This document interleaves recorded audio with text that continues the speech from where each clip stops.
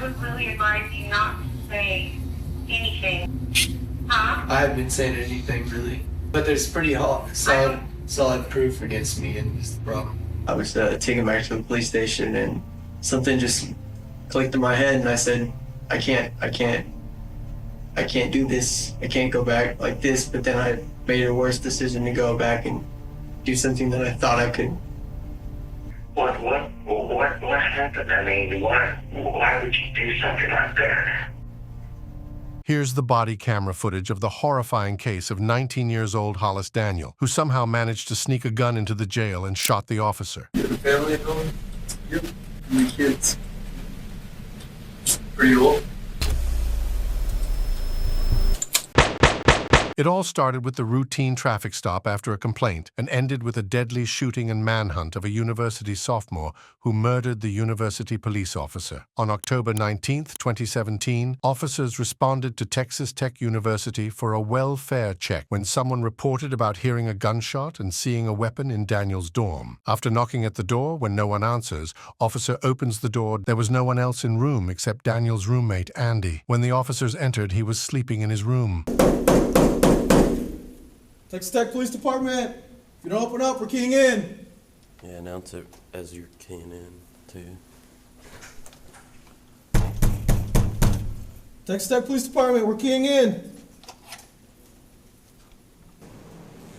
Hey, what's up, man? What's your name? Andy. Andy? Is that who we're looking for? No, we're looking for Hollis. I just woke up. I'm sorry. That's okay. What do you know about your partner that lives in this room down here? Hollis Daniels? Hollis? I don't know a whole lot about him. After talking to Andy, officers went to search Daniel's room. Despite the lack of information, it wouldn't take long for the cops to find something extremely unnerving that confirmed their suspicions. During the room search, officers discovered a CO2 gun. However, this was not the firearm they were seeking. Ultimately, the officers did not find any real firearms or evidence of any shots being fired at the location. There's a gun right here. A revolver. Was this kid here, or you hadn't talked to this kid? No, we hadn't talked to him.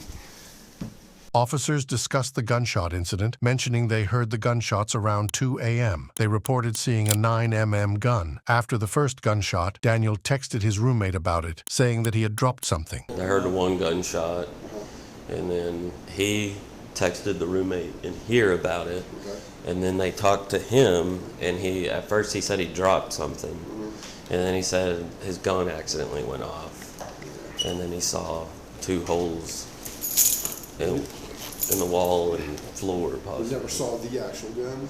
He says he did. For a couple seconds, he saw what looked like a 9mm handgun.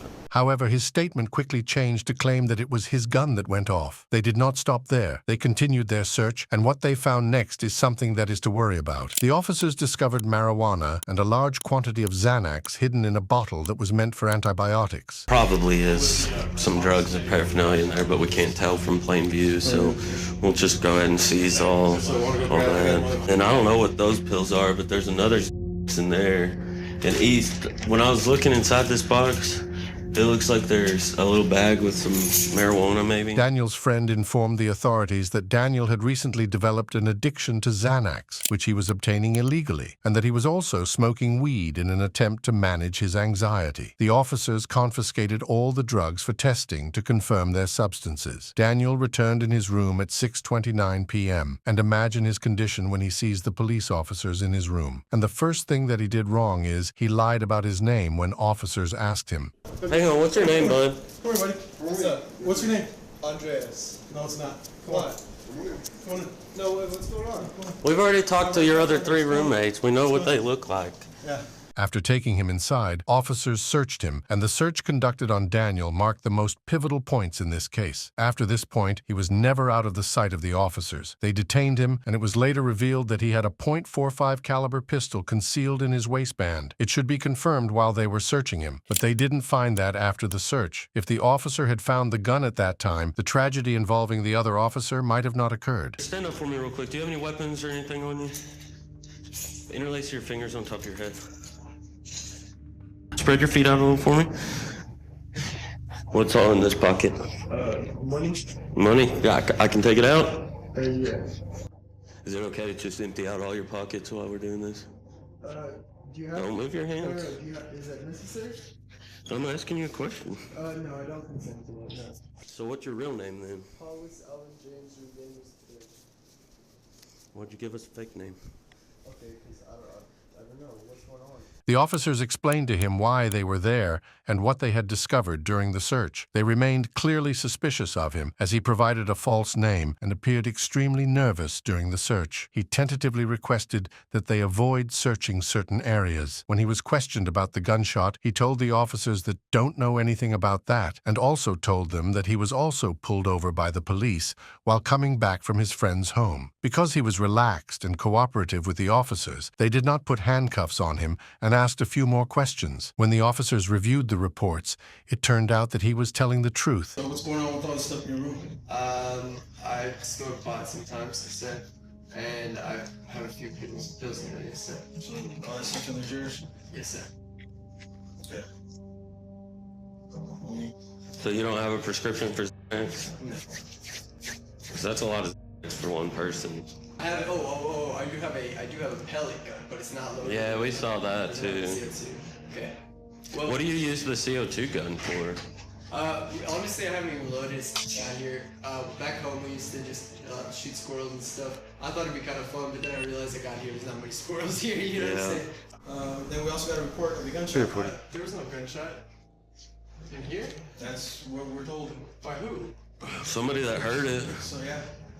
Oh, no, yeah, I wasn't even here last night. I was over at my buddy, 28th Street. And the body camera footage from the previous night supported his story. After hearing about the confirmation that he was pulled over for being accused of stealing a gun, officers should start to connect the dots. A teen who was accused of stealing a gun is now accused of shooting it at a university. There must be something more going on behind the scenes. If the traffic stop you are about to see ended slightly different, Officer Floyd East Jr. might be alive. Here's the footage of Daniel's pullover around 1 a.m. the day before. He got in an argument with his friend Leo and allegedly stole his gun and even threatened him with it. After Daniel left his house, he immediately called the police and told them exactly what happened. During the traffic stop, he told the officer that he had an argument, but he didn't steal his gun. The officers would not look into his vehicle because Daniel didn't give them the consent to search his vehicle. According to the reports, Daniel himself said that, "I was looking for a place to hide it in the back of the car. If the officers could have searched the vehicle and recovered the gun,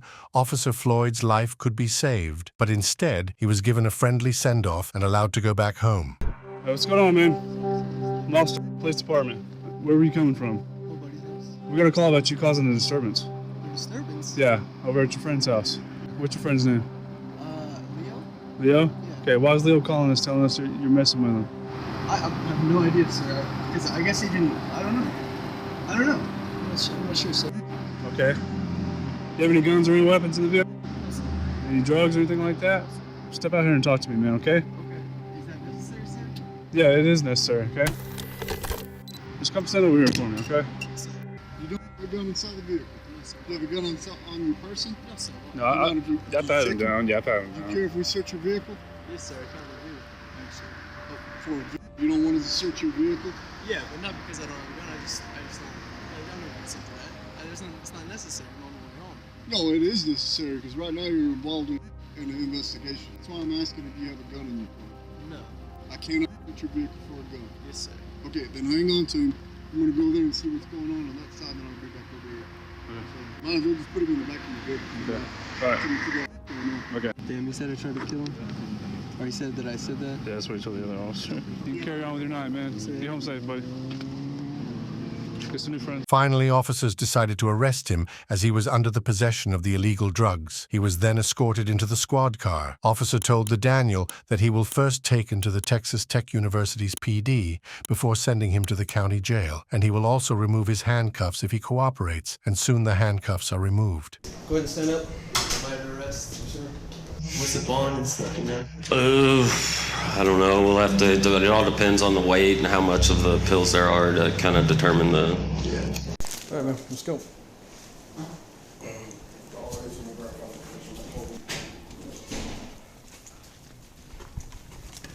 All right, go ahead and have a seat. Yes, sir. Hold cozy back here. Turn that way. No, just your head. It'll be a short ride. All right. I'm gonna take you to Texas Tech PD.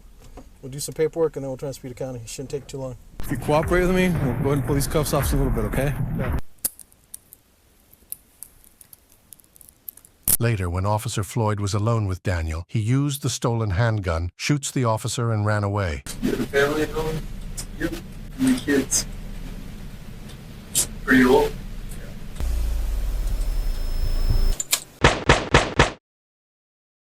There's no other footage of them before and after they entered the room together. The shot echoed through the station, alerting the officers, but it was too late when they arrived. Officer Floyd was already dead, and Daniel was nowhere to be seen. He thought that Officer's body camera was the only one that he grabbed and run away. He had no idea that the entire incident was also captured in the hidden surveillance camera. Officers searched the whole PD, but they didn't find Daniel anywhere. Snelson then gave the description of Daniel, and the manhunt continues. 658, the PD is not secure. I've cleared down this hallway, the men's bathroom. Got an officer down, he shot in our briefing room. We don't know where the suspect went. He's about a 19-year-old white male, skinny. What's he wearing? Blue jeans, believe a light colored t-shirt. He had mud on his jeans from the knees down. Blue jeans and a white t-shirt? Yeah, and he's got facial hair. After the search of 90 minutes, Daniel was caught near the city bank and recovered a .45 caliber pistol and body camera on Daniels. Daniel's motive for doing all this, though, would be the biggest mystery of all time. I'm getting on the phone with a criminal defense attorney. I would really advise you not to say anything. Yeah, on the cool, I haven't been saying anything. Huh? I haven't been saying anything, really. Okay. But there's pretty solid proof against me, and that's the problem. I don't, you know me, Carrie, you know me, I'm not gonna say shit. I supported someone who assaulted me yesterday. I said, no, he didn't assault me. You know me, I'm not gonna say anything that would jeopardize that. I'm just saying it. I love you, and you'll get through this. Yeah, it's my dumb fault that I shouldn't have done this anyway. I'm stupid. This may be a little more extreme. I think that they're probably going to kick me out of Texas Tech High School. Well, you guys know the whole story. What do you think is the most likely possible outcome? Well, I don't know the whole story. I f***ed up. Well, hold on. I'm just. I know it's a bad situation. I got it. Okay. You know, it's funny. My mom called me and said, "Reed, are you okay? There's been a shooting, and they say it's you." And immediately then I knew, I'm going to jail for the rest of my life, dropping out of college. You know what? We got to figure this out first, okay? Sure. So I got back to my dorm, and there was already police officers in there. They busted me for sex and marijuana, and they took me back to the station, and I just, in my head, I thought, I can't have this third strike against me. This is going to be it, you know what I mean? Not thinking logically. And so I did something very illogical and regret it deeply, and I don't know ever how I'll ever make up for it. Okay?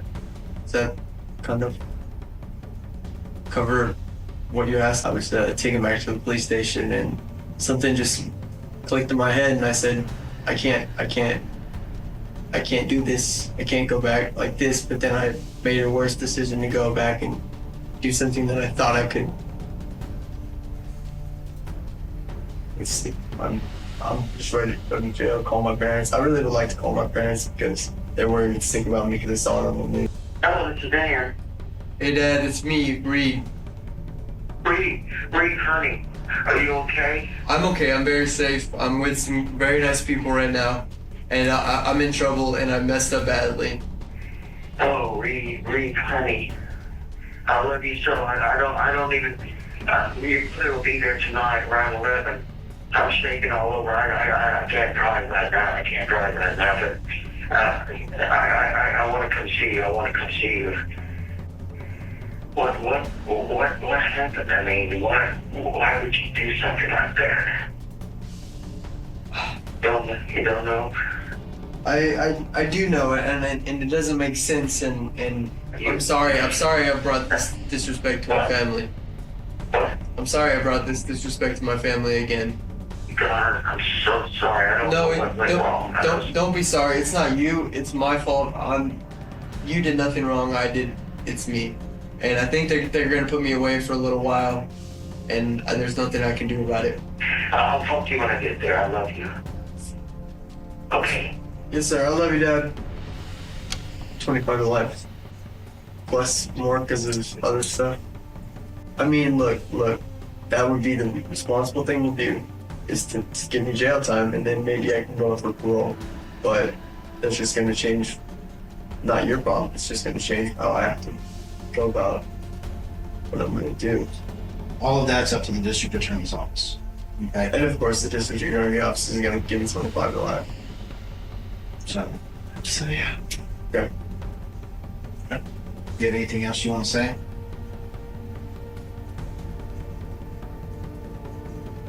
I guess not. Some people say he was influenced by his addiction, and some says he had undiagnosed mental problems, but at the end it was all speculations. He was in the possession of narcotics and charged with a first-degree murder charge. Now he's facing death sentence. Daniel said that he don't want to die, and after deliberating for 3 days, jury eventually concluded that Daniel should serve life in prison without the possibility of parole.